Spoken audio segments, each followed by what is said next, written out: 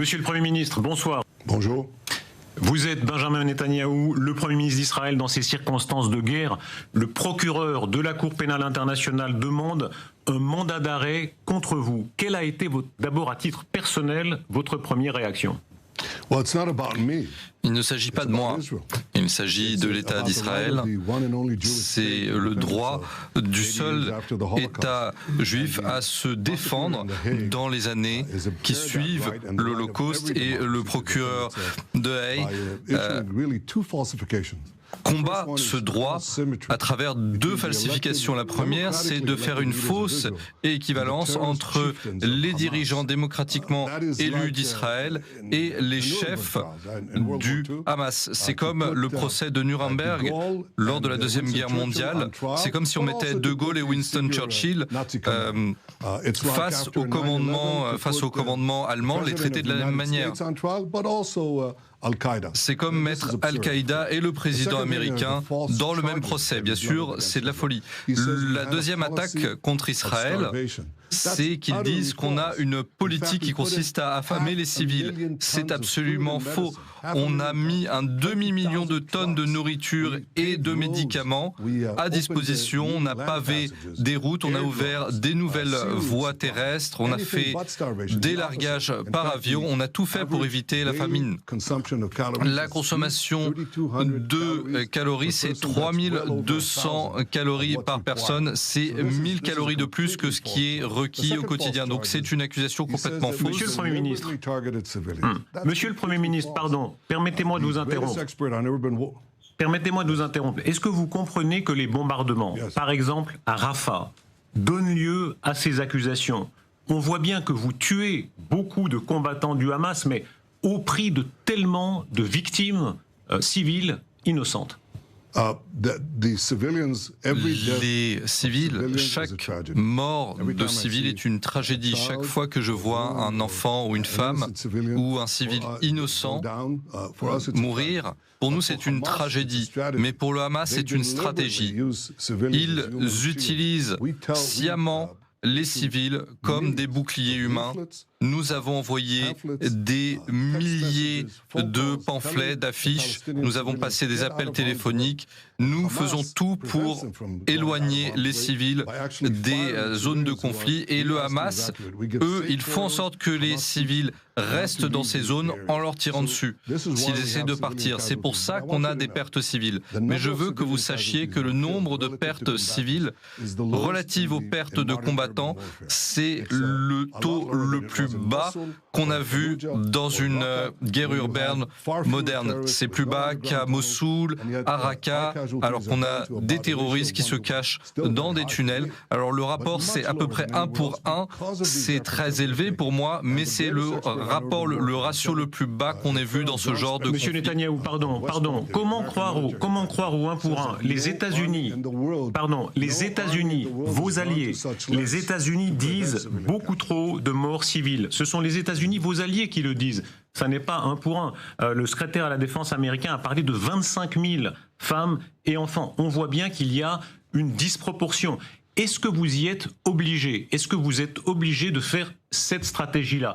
Je rappelle que Israël sait comment agir et tuer de manière ciblée. Votre propre frère, Yoni, est mort en héros dans ces circonstances. Est-ce que c'est vraiment impossible de mener des opérations commando plutôt que cette action massive qui tue tant d'innocents? Ce ne sont pas des attaques non ciblées. On fait tout ce qu'on peut. Par exemple, au Mali, les forces françaises ont ciblé les commandants terroristes et ils ont accidentellement bombardé un mariage. Et il y a eu trois terroristes morts et il y a eu énormément de morts civiles. C'est une tragédie, c'est quelque chose qui se produit dans la guerre, mais je ne dirais pas que Macron est un criminel de guerre, je ne dirais pas que l'armée française a fait ça exprès, et nous ne le faisons pas non plus. Parfois, malheureusement, nous ciblons même nos propres personnes. Il y avait des otages qui échappaient au Hamas, ils se sont rendus, ils couraient vers nos forces, ils étaient à quelques centaines de mètres et malheureusement on les a tués.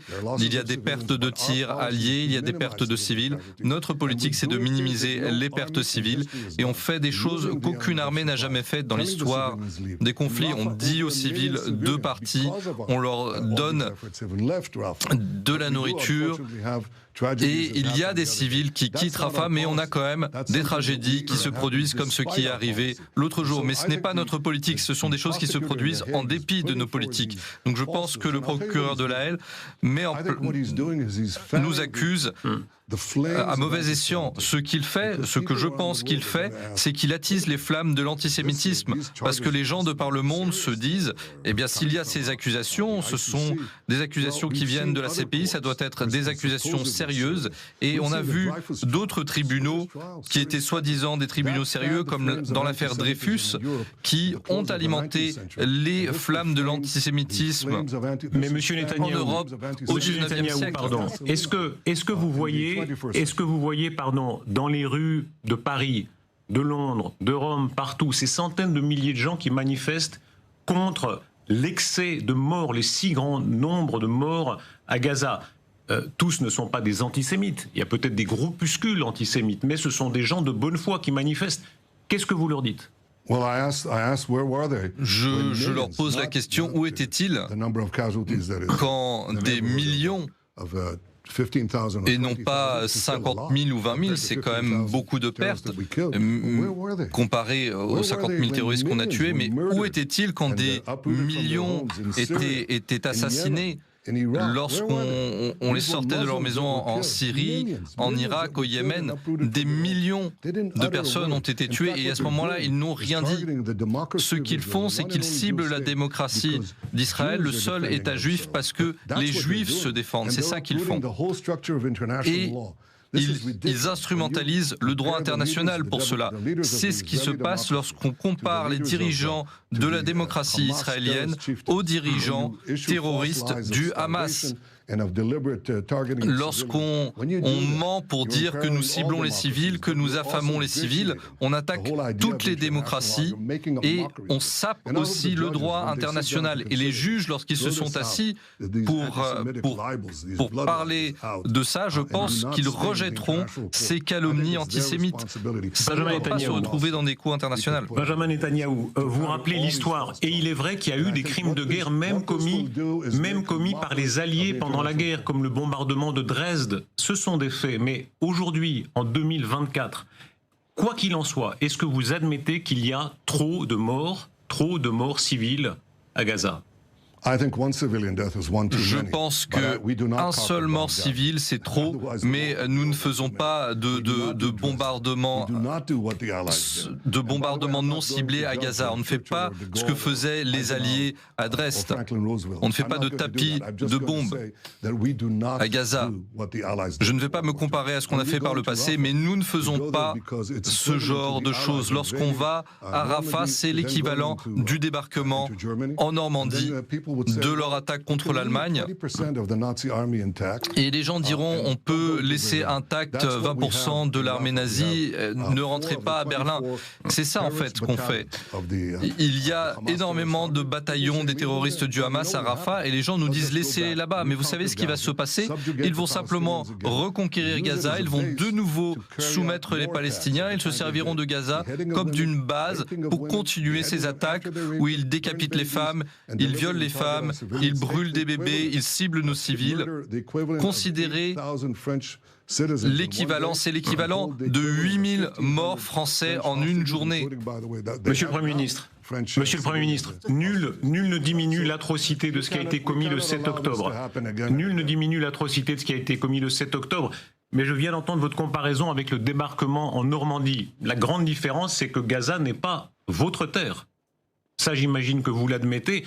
Est-ce que vous comprenez maintenant les voix, Emmanuel Macron notamment, qui a appelé le président palestinien Abbas dans la perspective de la reconnaissance de l'État de Palestine? Que répondez-vous à cela? Tout d'abord, nous sommes sortis de Gaza. Nous avons abandonné nos bases, nous avons tout donné aux Palestiniens.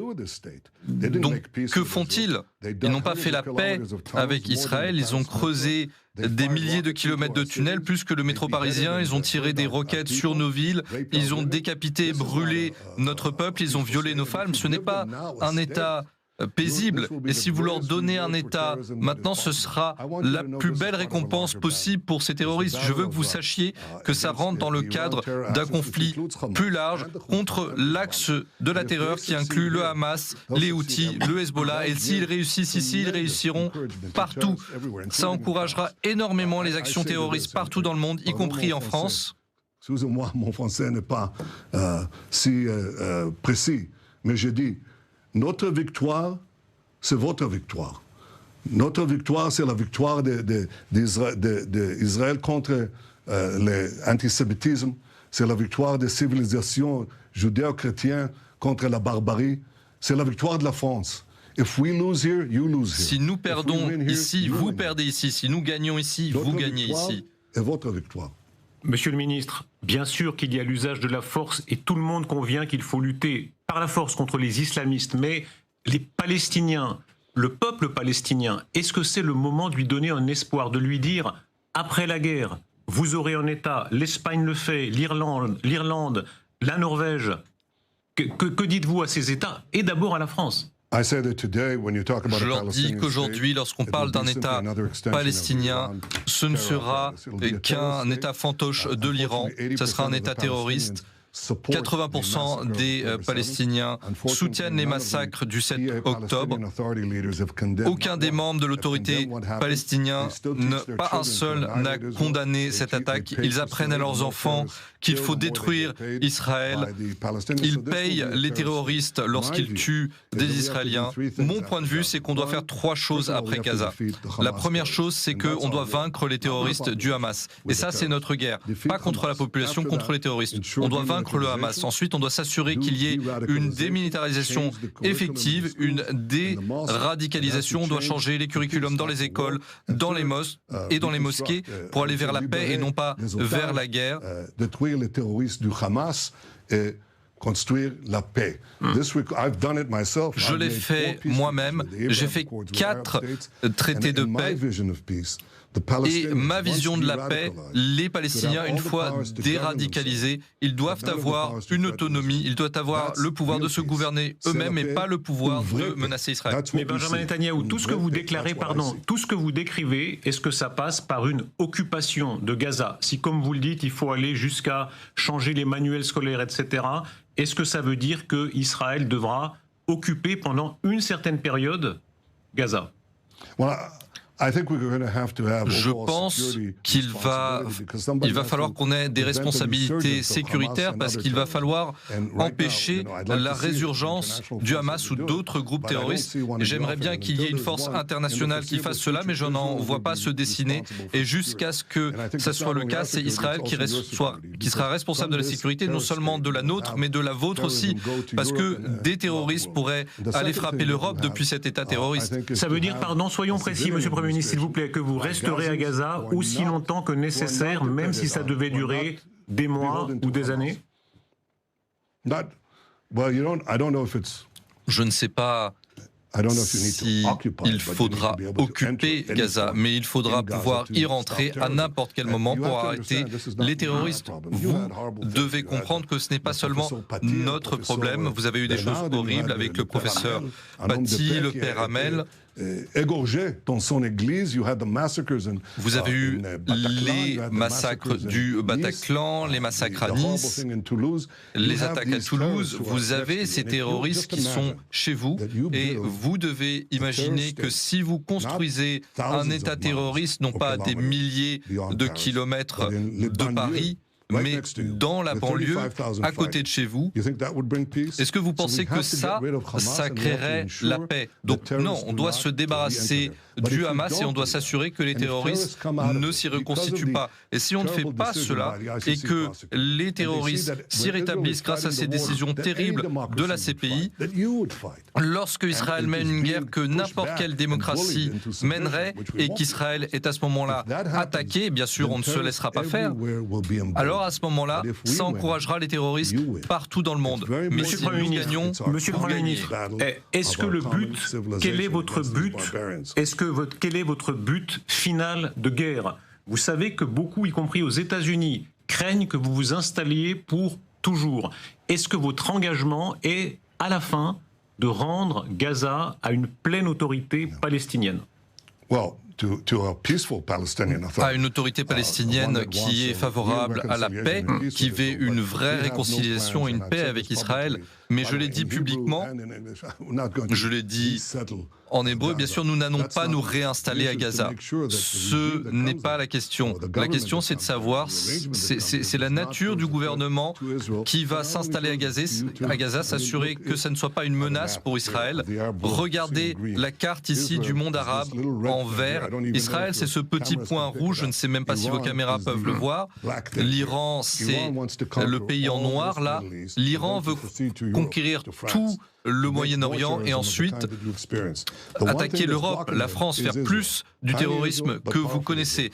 La seule chose qui les empêche, c'est Israël, ce petit pays, mais puissant d'Israël. Moi, j'ai fait la paix avec de nombreux pays du monde arabe, après l'Égypte et la Jordanie. On a fait la paix avec le Maroc, Bahreïn, le Soudan, et on veut étendre cette paix. L'Iran veut le contraire. Benjamin Netanyahou, parlons-en, s'il vous plaît. Parlons de l'Iran. Parlons de l'Iran. L'Iran que vous mettez en noir sur votre carte. Est-ce que vous bombarderez les centres nucléaires iraniens avant qu'il n'ait la bombe atomique? L'Iran menace de vous détruire. Est-ce que pour vous, c'est une assurance que vous détruirez, que vos forces détruiront les centres nucléaires avant qu'ils aient la bombe? Vous savez, l'Iran nous a attaqués avec des centaines de missiles. Heureusement, aucun d'entre eux n'a réussi à traverser, pénétrer nos défenses. Bien sûr, nous nous défendions. Je suis engagé pour empêcher l'Iran d'avoir des armes nucléaires. Nous les avons retardées de presque une décennie, mais nous ne les avons pas arrêtées. J'étais très heureux de voir d'ailleurs que la France et l'Allemagne et la Grande-Bretagne veulent mettre en place des sanctions contre l'Iran qui se dirigent vers l'arme nucléaire. Je pense que c'est la bonne politique. Mais je veux que vous sachiez que la raison pour laquelle ils disent cela, ce n'est pas parce que l'Iran nous menace, nous. La raison, c'est que l'Iran développe des missiles balistiques qui peuvent atteindre Paris, Berlin, Londres, avec des ogives nucléaires. Donc ils se préparent à attaquer le monde entier. On ne combat pas seulement pour nous-mêmes, bien sûr, on protège notre pays. Est-ce que ça veut dire que vous détruirez les centres nucléaires avant, une heure avant, une semaine avant, un mois avant qu'ils aient la bombe? Est-ce que ça, c'est certain? Ça veut dire que nous ferons tout ce qui est en notre pouvoir pour empêcher l'Iran d'avoir des armes nucléaires. Ils ont déclaré ouvertement qu'ils utiliseraient ces armes pour nous détruire. Moi, je dis qu'ils vous mettront aussi, vous, en danger, car ils l'utiliseront pour faire du chantage, aux États-Unis. C'est ce que l'Iran veut. L'Iran veut conquérir le Moyen-Orient, puis l'Europe, et vous intimider avec des armes nucléaires. Lorsque nous combattons le Hamas, nous combattons l'axe iranien. Lorsque nous combattons le Hezbollah, nous combattons les Iraniens. Lorsque nous répondons aux attaques iraniennes, nous combattons l'axe terroriste iranien. Nous sommes sur la ligne de front, mais nous ne sommes qu'un obstacle entre vous et eux. Parce que nous sommes le premier Satan, l'Occident est le grand Satan. Monsieur le Premier ministre, quel est votre sort? Quel sera votre sort personnel? C'est ça la vérité, je me moque de la propagande. Quel sera votre sort personnel si demain la Cour pénale internationale accepte la réquisition du procureur? Un mandat d'arrêt vous visera. Vous pourrez aller aux États-Unis, par exemple. Mais est-ce que ça veut dire que vous éviterez l'Europe? Est-ce que ça veut dire que même si votre avion a une avarie, vous devez vous poser à Paris ou à Rome, vous seriez arrêté?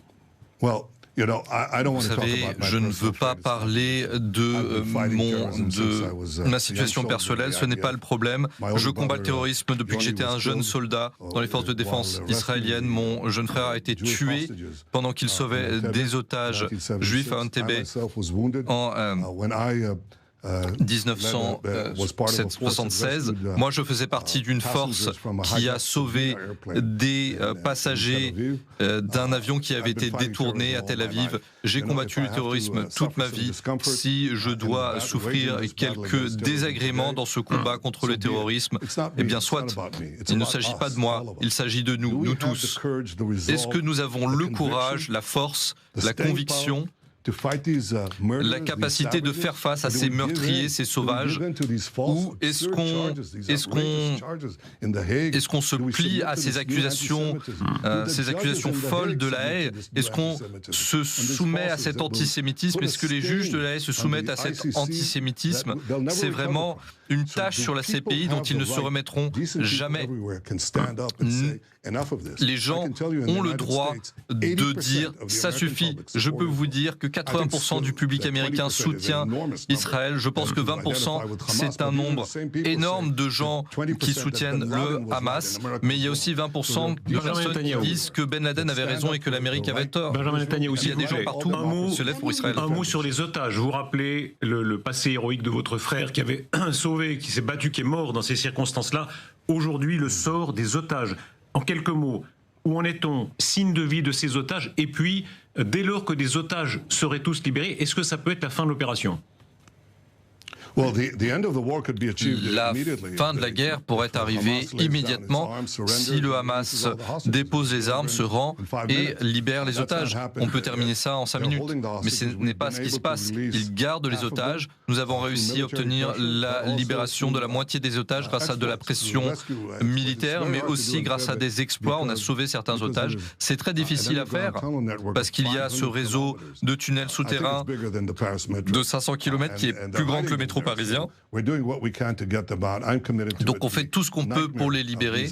Moi, je veux mettre fin au cauchemar de ces otages. C'est inimaginable leur souffrance. Il y a aussi des otages français là-bas. Il y avait 42 citoyens français qui ont été tués par ces monstres du Hamas.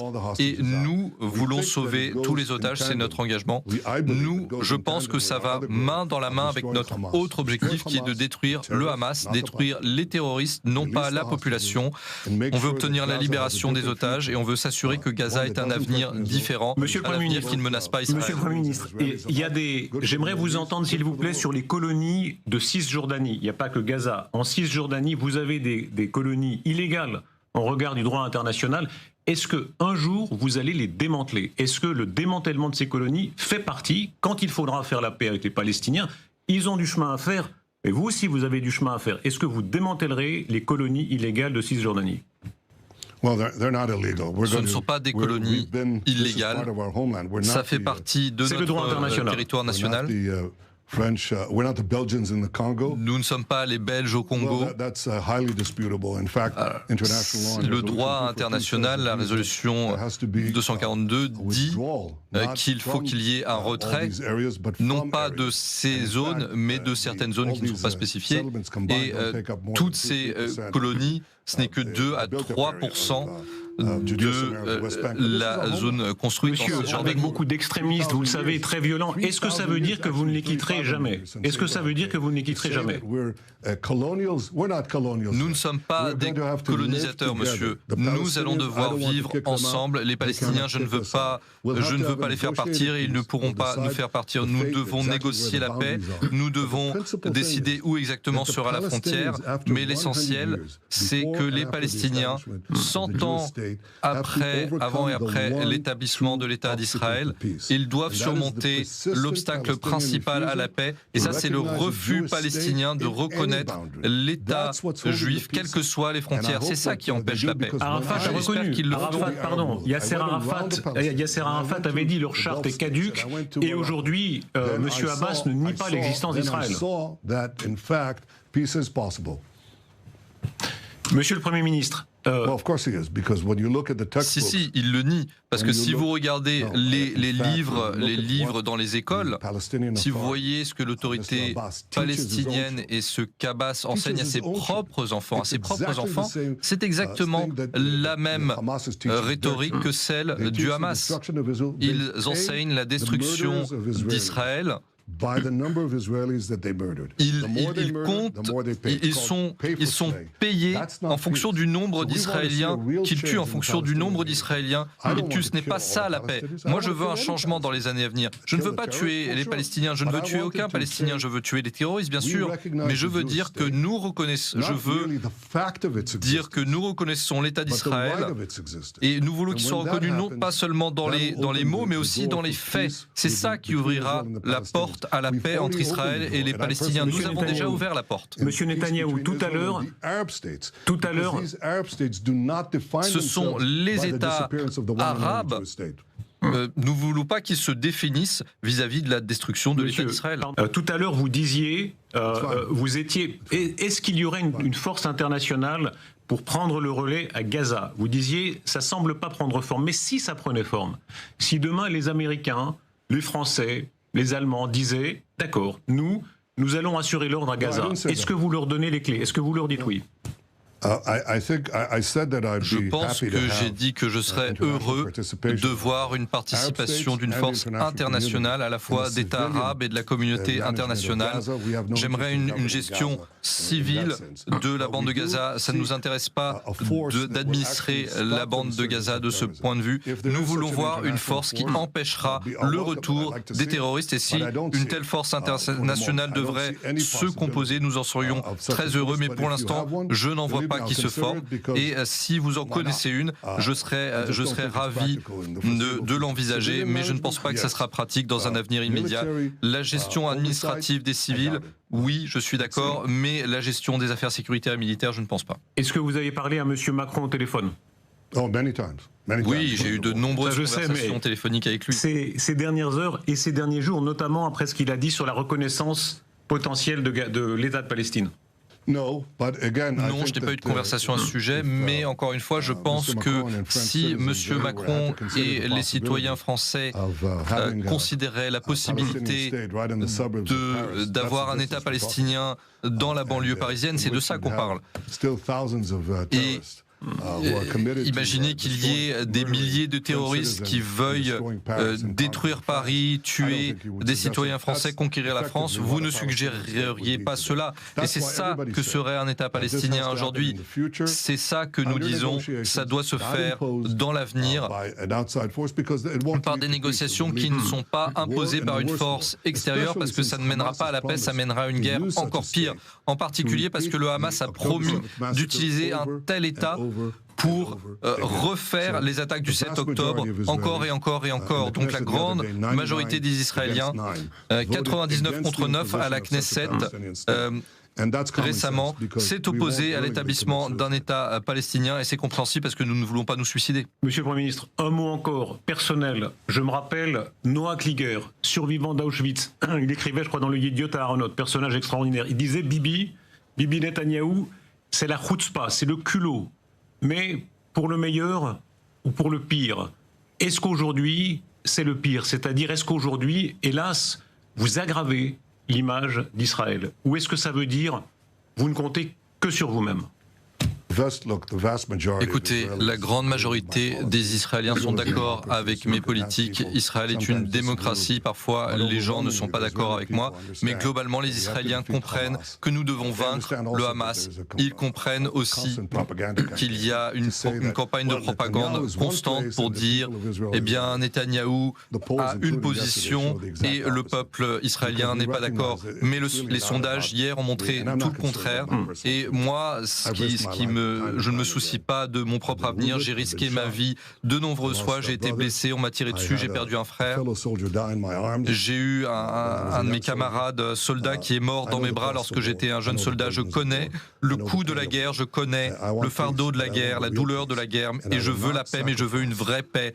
Et je ne sacrifierai pas le droit du peuple juif à se défendre dans le seul État qui soit un État juif, en raison d'une procédure absurde de la haie qui devrait être rejeté par les juges en raison d'une propagande antisémite absurde. Ces accusations contre Israël, contre le peuple juif, il y en avait au Moyen-Âge. On brûlait les Juifs au Moyen-Âge, on en faisait des martyrs. Staline a mis les médecins juifs, il a déclenché des procès contre les médecins juifs, il y a eu bien sûr les nazis, et maintenant c'est une nouvelle attaque. Israël est une démocratie. Pardon, Monsieur le Premier ministre, vous avez raison de rappeler, vous rappelez avec justesse l'antisémitisme et les horreurs de l'antisémitisme, mais pardon, est-ce que vous convenez qu'aujourd'hui, des Israéliens comme des Arabes peuvent commettre des crimes de guerre? Il se peut, c'est une accusation que la Cour porte, mais c'est une accusation aussi que certains États soupçonnent.